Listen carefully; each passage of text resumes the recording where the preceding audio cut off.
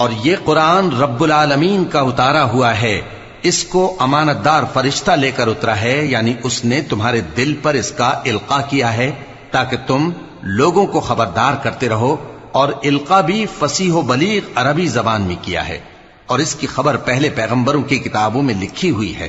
اور کیا ان کے لیے یہ سند نہیں ہے کہ علماء بنی اسرائیل اس بات کو جانتے ہیں؟ اور اگر ہم اس کو کسی اجمی پر اتارتے اور وہ اسے ان لوگوں کو پڑھ کر سناتا تو یہ اسے کبھی نہ مانتے۔ اسی طرح ہم نے انکار کو گناہگاروں کے دلوں میں داخل کر دیا، وہ جب تک درد دینے والا عذاب نہ دیکھ لیں اس کو نہیں مانیں گے۔ وہ عذاب ان پر ناگہاں آ واقع ہوگا اور انہیں خبر بھی نہ ہوگی۔ اس وقت کہیں گے کیا ہمیں مہلت ملے گی؟ تو کیا یہ ہمارے عذاب کے لیے جلدی مچا رہے ہیں؟ بھلا دیکھو تو اگر ہم ان کو برسوں فائدے دیتے رہیں پھر ان پر وہ عذاب آ واقع ہو جس کا ان سے وعدہ کیا جاتا ہے، تو جو فائدے یہ اٹھاتے رہے ان کے کس کام آئیں گے؟ اور ہم نے کوئی بستی ہلاک نہیں کی مگر اس کے لیے خبردار کرنے والے پہلے بھیج دیتے تھے تاکہ یاد دلا دیں، اور ہم ظالم نہیں ہیں۔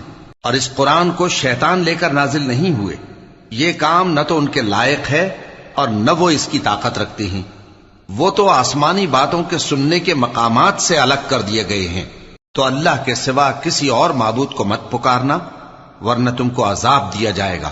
اور اپنے قریب کے رشتہ داروں کو ڈر سنا دو، اور جو مومن تمہارے پیرو ہو گئے ہیں ان سے تواضع سے پیش آؤ۔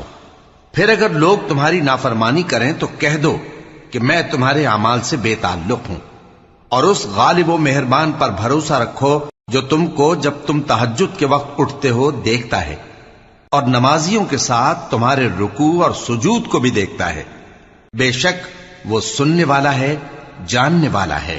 کیا میں تمہیں بتاؤں کہ شیطان یعنی جنات کس پر اترتے ہیں؟ وہ ہر جھوٹے گناہگار پر اترتے ہیں۔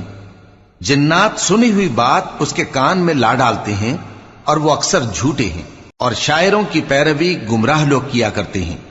کیا تم نے نہیں دیکھا کہ وہ ہر وادی میں سر مارتے پھرتے ہیں اور کہتے وہ ہیں جو کرتے نہیں؟ مگر جو لوگ ایمان لائے اور نیک کام کیے اور اللہ کو بہت یاد کرتے رہے، اور انہوں نے اپنے اوپر ظلم ہونے کے بعد انتقام بھی لیا، اور ظالم عنقریب جان لیں گے کہ کون سی جگہ لوٹ کر جاتے ہیں۔